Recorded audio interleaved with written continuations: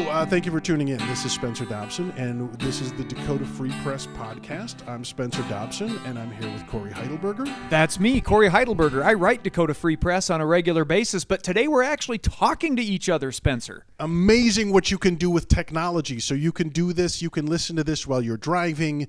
I guess you could read the Dakota Free Press while you were going to the bathroom, but if you wanted to listen to something there, you could do that too. You can jog with this. Jogging and reading, terrible for you. Hey, that's what the free is about. Dakota Free Press, do what you want with it. I'd prefer you listen, but we'll see what happens. Yeah, well, again, now you have multiple ways to get good information about what's happening in South Dakota and in the surrounding region. And let's start with what's going on. We met at the Cracker Barrel last Saturday at NSU, and I'm new to the area, and that was the second Cracker Barrel I'd been to. I was not expecting it to be quite as feisty and as interesting as it turned out to be. There was one point where one of the audience members or attendees, I don't think they're considered the audience, but he was mad that they're not giving they were at I think it was a softball game, and somebody didn't put their hand on their heart for the Pledge of Allegiance, and then one of the people on the dais said, that they if you're on my softball team, you're gonna fight for the flag, which makes me wonder how, you really have strong feelings about fabric. It's not really about the flag, right? It's about the Constitution and the things that the flag represents. You're not going to be like, we're going to fight for the flag. And then also that blazer. I have a lot of issues with fabric, and I get very angry about fabric. And it just seemed a little like, isn't not putting your hand on your heart for the flag an expression of freedom, basically, and what you're fighting for in the first place, for heaven's sake. Right, one would think, and that is the idea. A piece of fabric can be replaced. Our freedoms, once we lose those, it's kind of tough to do it. And I understand the symbolism, and the questioner you were talking about, he's a longtime local Republican and an activist and has served in various public fashions, and I appreciate that. The Cracker Barrel responder, the senator, actually, Senator Brock Greenfield, he's well known as a participant in American Legion Baseball, and I think he even made the comment that American Legion Baseball is here because it's sponsored by the American Legion and their soldiers, and we should show respect for the flag they fought for. At the same time, I agree. I'm not quite sure what the questioner at the Cracker Barrel wanted. Does he want a law requiring everyone to say the pledge? Because at that point, well, it kind of loses its meaning if you're forcing people to do it. Right. And then, he's like, if you're going to be on my softball team, you're going to put your hand on your heart. And it's like, well, your softball team has some very strict rules, and maybe you need to have a couple of drinks and calm down, sir. And then guns at church came up. Can you bring your gun to church? Which it turns out it's up to the church. But to me, that brings up the question, what kind of guns does Jesus pack, do you think, Corey? I assume he's kind of a six-shooter guy because, have some bread, have some wine, let's go get some chicks. Shoot apparently clay that's pigeons their afterwards. Jesus. And we were talking about it after, and they want to make sure that the National Guard people have weapons, but because of the Iraq War, we now have a bunch of National Guard people who got re-upped kind of illegally, who now have a lot of trauma. They've been through a lot of issues, and they're going through a lot of suicide. And suicide is one of the top forms of gun deaths in America, which they should put that on the label when you buy it. This can protect you from bears and tigers, but it can't protect you from yourself, right? I mean, that does seem like something that should come up from time to time. Well, and the whole issue, again, the bill they were talking about there was a bill to allow service members to carry concealed weapons without permits. Just yesterday, I think I believe it was the House, they passed a bill saying nobody needs a permit to carry a concealed weapon anymore, as long as they're doing so legally. If they're qualified to do it, they don't have to have that permit on them. Right. This whole complex of bills about guns, they do miss kind of what you just mentioned, this idea that, guns for the most part aren't used for good. At least, or they lead to a lot of bad. They make it easy to commit suicide. They make it easier to commit crimes. And whatever problems they're trying to solve, in my life, I have to admit, I have yet to meet a problem that doesn't have feathers on it that I can't solve with something other than a gun. Right. And I've solved very few of those feathered problems with guns, too. I just said, go away, bird, and it goes away. Well, and we at least make sure you kind of know how to drive before we give you a car. It seems like if we're going to give you a death stick, we should just kind of have a little chat with you, find out where you're coming from, make sure you're not crazy, which they just rolled back the bill that was trying to protect us from people who are crazy from getting guns. It does seem like Batman villains have taken over and are just trying to create chaos in the streets. Another thing with guns too, as far as being a problem solver, and we were kind of talking about this after the Cracker Barrel, with a gun, you come home, your wife's not where she's supposed to be, so you shoot her, and then you find out she was at the bank. It's a little late to apologize and go, I thought we had a scheduling thing and you're not sleeping with Ted, but now that I've shot you, I guess I should have been a little calmer before I started pulling the trigger, but that's not what happens. Yeah, mistakes with guns are much more harmful than arguably mistakes with exercise of your other constitutional rights. Throwing pie, for example. Whatever, right. You can wipe that up. You can apologize. No harm done. Even if you get a little pie in your eye, that's not great, but you'll probably go on to fight another day. Not so much with guns. And again, the general issue that I come at, the Second Amendment with is, okay, just how often are you going to use it? I appreciate the fact that one could use a gun to solve a limited subset of problems, like big scary people at the door coming to steal your stuff and pillage your women. Which even that doesn't happen much. That doesn't happen much, and you're more likely to give them a free gun. Yeah, and I look at my regular day and I think, okay, what things do I have to solve today? I have to feed, water, and walk the dog. I have to get my child to school. I have to handle my classroom if I'm teaching. I have to get blog posts put up. I have to make points to my neighbors. I have to pay my bills. I have to get some groceries. Not one of those problems gets solved with a gun. Right. So just on a practical level, and again, I'm not trying to take anybody's gun away from them. I'm just trying to get all these legislators who think every bill has to deal with making it easier to carry a gun to stop and think, what problems are you actually solving by this? How does this make anyone's day practically better? Right. And also, it's not that hard to get a gun now. Right. We could hit pause and go buy one. It's not too tough. And going back to the driving analogy, I don't know if you've driven in South Dakota. We're not great at that. The other thing that came up and we spent a lot of time on was Sharia law, because Al Novstrup was on This American Life, and it was pointed out, I think the person that interviewed him was a Peabody Award winner. And Al was quoting I'm not sure if it was, I don't remember if it was a satirical story or an alt-right story. It was a satire. That said that Dearborn, Michigan is under Sharia law, and so he was passing that along on a national show, and then he switched it to, well, there are Muslims and they believe in Sharia law, so therefore they are practicing Sharia law. Right. If there's a mosque, says Al, then there's Sharia law. So according to that conflagration, if Brittany says that the floor is made of lava and there are 10 children in Aberdeen who are practicing the belief that the floor is lava, that does not mean that the city of Aberdeen has floors made of lava that everyone has to recognize. We are so deep in the lack of logic that I'm not sure I can make sense of that. But you did encapsulate what Al is saying. Just because someone says something doesn't mean that is the law of the land. Correct. Even if there are people who believe that thing, that doesn't mean that is the law of the land. Right. There are Lutherans who believe women should not be pastors. Right. That does not mean all Lutherans believe women should not be pastors, as my female pastor wife will tell you. And that does not mean it is illegal for a Lutheran to be a pastor, but that's Lutheran's business to work out.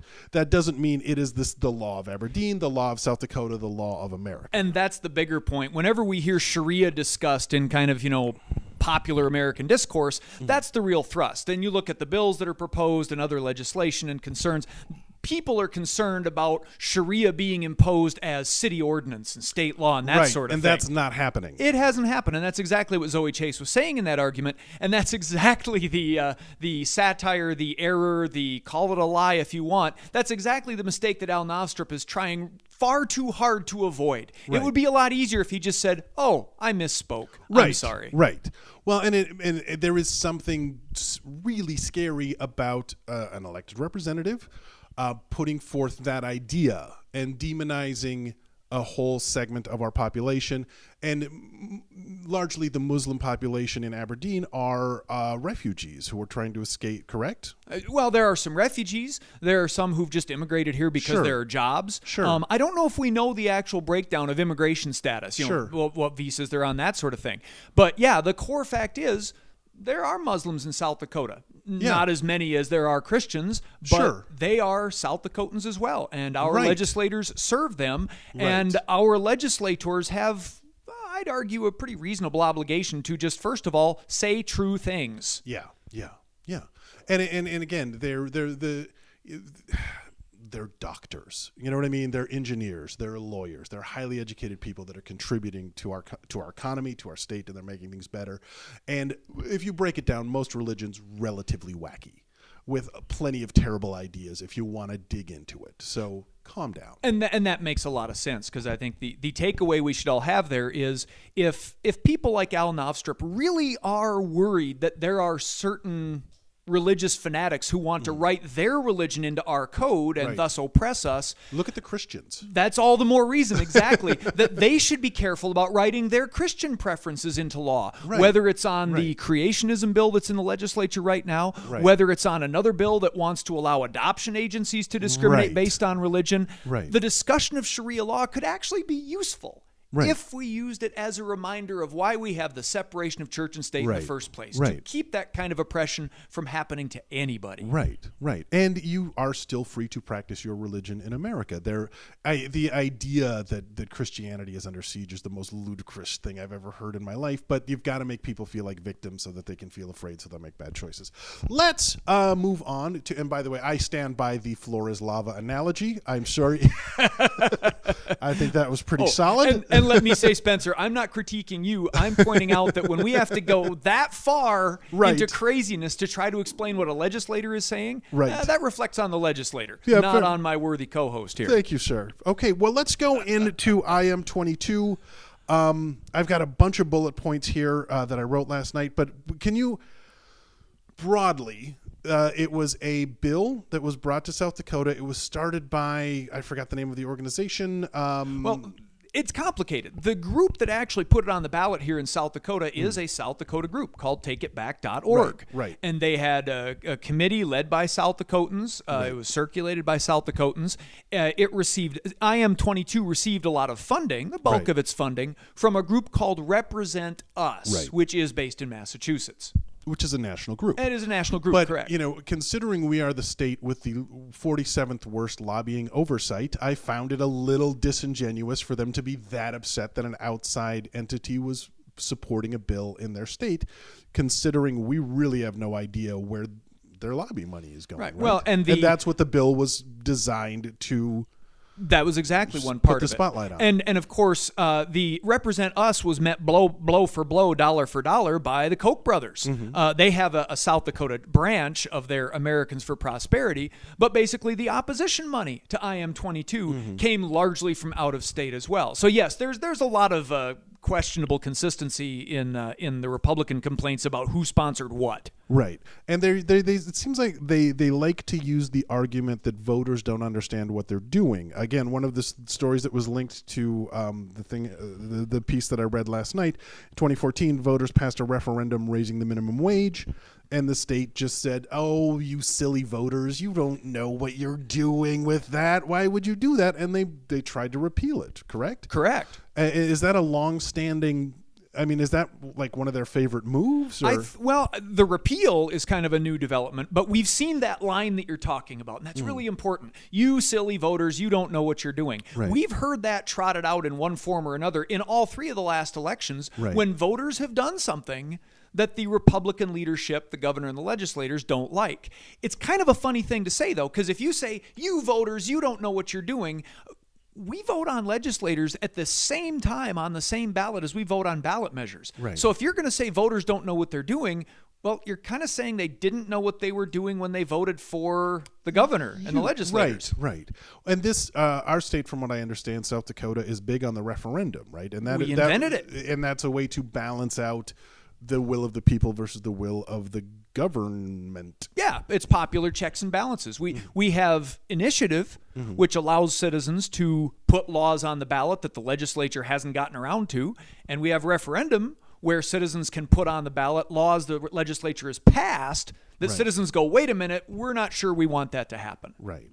So one of the arguments against IM 22, the one that I felt held the most water, but that isn't I think that is fixable is that it's not financially doable. And I wish I had taken better notes now. Because we don't have an income tax, because the bill wanted to use taxpayer money to fund political campaigns, which is a clean money, it keeps lobbyists out of your political campaigns. It gives you a purer election. Yeah. Well, the hope is with, at least on the public campaign financing side, that's where the funding was. The idea is it may not get lobbyists out of the system, but it does give regular citizens a chance to check the power of the money that lobbyists have. Lobbyists may still be pouring money on another candidate, but a clean money candidate can say, hey, look at me. I'm not taking lobbyist money. I'm not taking big corporation money. I'm just taking money from regular folks like you in small amounts at a time, $50 at a pop. Right. And that gives those kinds of clean money candidates, it tries to level the playing field. Yeah. Which I can see why I know they're saying we're so not corrupt. Don't even look at how not corrupt we are. But I feel like that's a great way to prove it, quite frankly. Why don't we have I guess I know why we don't have a state income tax, because we want to go, we're super libertarian. But I'm always baffled by, I obviously don't want to be taxed to death, but reasonable taxes do wonderful things. Taxes do necessary things like schools, roads, and police. Absolutely. You don't pay tax, you're living in a cabin in the woods hoping big guys don't come and get you. Enjoy building your own roads. That should be a lot of fun. I got the basic breakdown of IM22, and I'm going to read that really quickly just so the listeners will understand more deeply what it's about, because it is a complicated piece of legislature. Initiated measure, that's what IM stands for, is Initiated Measure 22 made 4 significant changes. It lowered limits on campaign contributions for legislative, county, and statewide candidates and increased reporting requirements. It installed a 2-year ban on lobbying and limited gifts to former state officials. It created a system of public financing of elections under which citizens could sign small amounts of money to candidates of their choosing, and it formed an ethics commission to oversee all this reform. By the way, didn't they just get rid of the ethics commission? Well, here's where it gets complicated. Yes, the legislature repealed IM22, so all of what you just read went poof. Okay. And now they have a whole passel, maybe a dozen replacement bills, each one doing a different thing that IM22 was supposed to do. One of those bills would have created a campaign finance ethics commission. That's Senate Bill 53. And yes, committee just killed that bill the other day. There are a couple of other proposals for commissions of some sort, but it's 1 down and 2 to go, and none approved yet. Okay. And their replacement bill that they're saying was necessary because it was an emergency, which it wasn't. The repeal bill, you mean? Yes. Right. Because they were claiming that because IM22 replaced the previous finance reform, that now there was no oversight for government finances or for campaign finances, which is not. No, that was among one of the more hilarious arguments our Republican friends offered. Because they put an emergency clause to make this bill take effect, the repeal take effect right now. So they had to explain, well, what emergency are you talking about? Because there are specific constitutional criteria for invoking an emergency clause. Either there's got to be danger, like Minnesotans invading, which would be awfully dangerous, or you've got to have like a financial crisis where we don't have money to pay the cops. Right. Neither of those disasters exist. Right. So what they did is they conjured up this argument that said, what you said. IM22 erased our previous campaign finance laws and imposed new ones. When the judge suspended IM22 back in December, that left us with no laws. Right. And that's bunk. Right. Because IM22 said, erase this law and write this new law. Right. When the judge said, don't do IM22, don't implement it yet, that means we didn't do the erasing.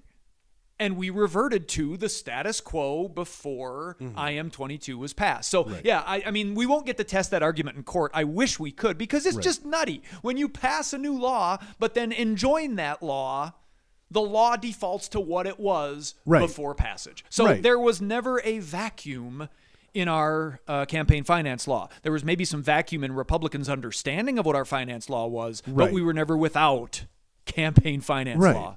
So can you kind of break down what they're replacing it with and what changes have been made in what they're using to replace it with?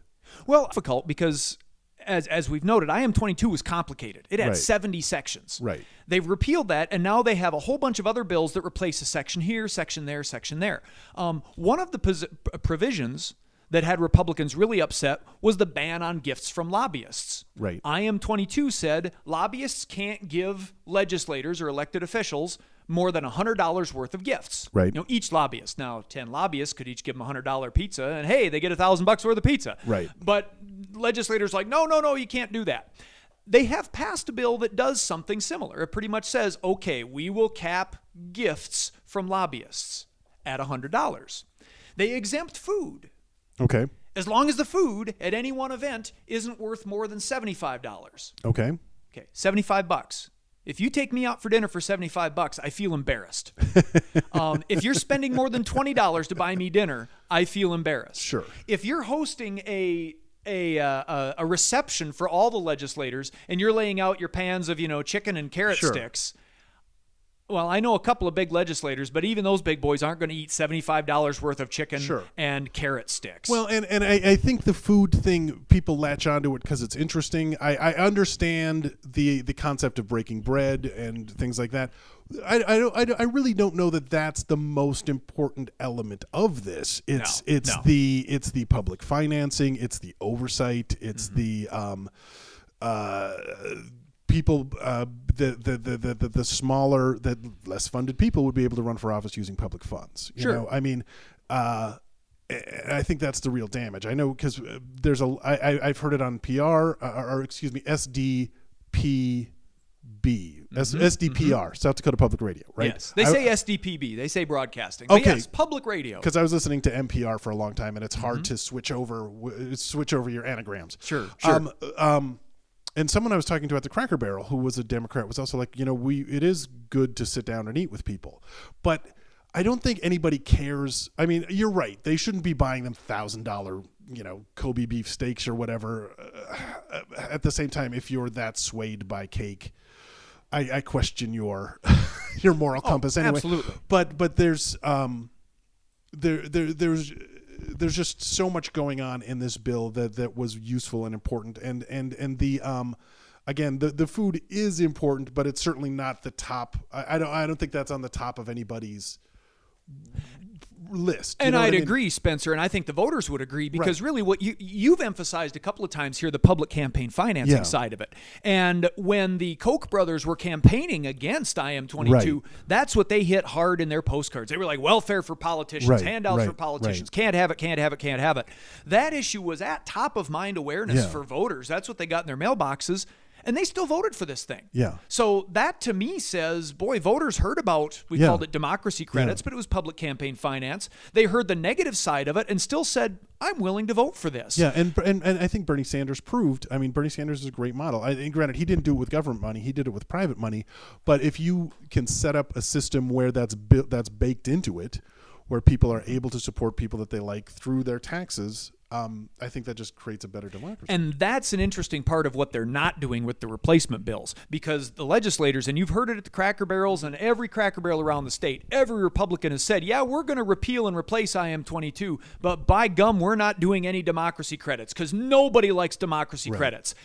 Even though the moment our Senator Greenfield said that at the first Cracker Barrel, a guy stood up and said, I like democracy credits. Everybody likes democracy credits. Well, apparently 51% of voters like democracy credits because they voted for it in November. Yeah. But the Republicans are creating this narrative that says nobody wants democracy credits. No. Right. The Republican legislators, they don't want democracy credits. There's no replacement bill doing public campaign financing because they don't want the competition. Right. There's no big replacement bill imposing any of the limits on contributions to candidates that were in IM-22. Right. Legislators are making a big fuss about new limits on ballot question committees because they don't like us passing laws, but there is not a single bill that I've seen that imposes serious new dollar limits on candidates themselves. So the legislators are really saying, we don't like IM-22 in the ways that it affects us. Right. They aren't proposing any replacement to put serious new limits on their own campaign financing. It's really selfish self-interest on the part of the legislators. Sure, absolutely. And it's the balance of power makes it very difficult to do things in South Dakota. It seems like. Very much so. And you can't expect the inmates to police the asylum very well. And that was the whole point of the Ethics Commission as well. And that was another thing that had the legislators on the run. They don't want to be police. They don't want a commission that could come in and take complaints. They want complete control of their own situation. And we saw that on display this January when Mathew Wollmann, legislator who admitted that he'd been having sex with interns for his whole first term. 2 years in a row, for Pete's sake. And the legislature apparently knew about this. Nobody did anything about it for 2 years. Nothing happened until it went public in the press in January, and then Wollmann resigned so they could avoid any messy ethics hearings. But the legislature didn't want to do anything about that. They kept it in-house. The leaders kept it quiet. A couple of brave legislators have tried to make some noise about it, but the legislators don't want us policing what they're doing. And these are the people that claim that they're completely scandal-free and that they're, it's ridiculous. Well, I'll tell you what, let's, where can people learn more about this? What would be a good reading, so if somebody wants to bone up a little bit on this and get more information, where would you point them? I got a pretty good idea where you're going to go. We've got a keen interest. If you're listening to the podcast, you probably got here because you heard of it through Dakota Free Press. And that's my blog. I write that daily. It's dakotafreepress.com. You can find that online at that URL. You can also find the Twitter feed at DFP blog. Get all the articles there. You can also find it on Facebook. Just jump on Facebook, type in Dakota Free Press, and you can stay in contact and discuss those bills either on or all of the posts on the legislature and everything else South Dakota, either on the Facebook page with other commenters there or on the blog itself, dakotafreepress.com. Okay, and I'm Spencer Dobson. You can find me at spencerdobsoncomedy.com. Also, if you click on the link to cartoons, I animate stuff from my act, so if you need something to watch while you poop, there you go. Okay, well, I think we're off to a good start, and I hope so, Spencer. We should do this again sometime. We'll put this together, see how it sounds, and then maybe we'll be back. We'll figure out the schedule when we figure out the schedule. But all right, well, thank you for listening, the listener, and please go to the happy hour. That's happening every Fridays, right? Progressive Happy Hour is here in Aberdeen. Come talk with your friends about the IM22 and other issues we've discussed, and whatever's on your mind. Active ways to make a difference in your community, your state, and your nation. That's every Friday. Right now, we're having it at the Ward Bar on Main Street. Start your evening on Main Street, finish your evening on Main Street. 5 to 7 Fridays at the Ward Progressive Happy Hour. Thank you for listening. Thank you.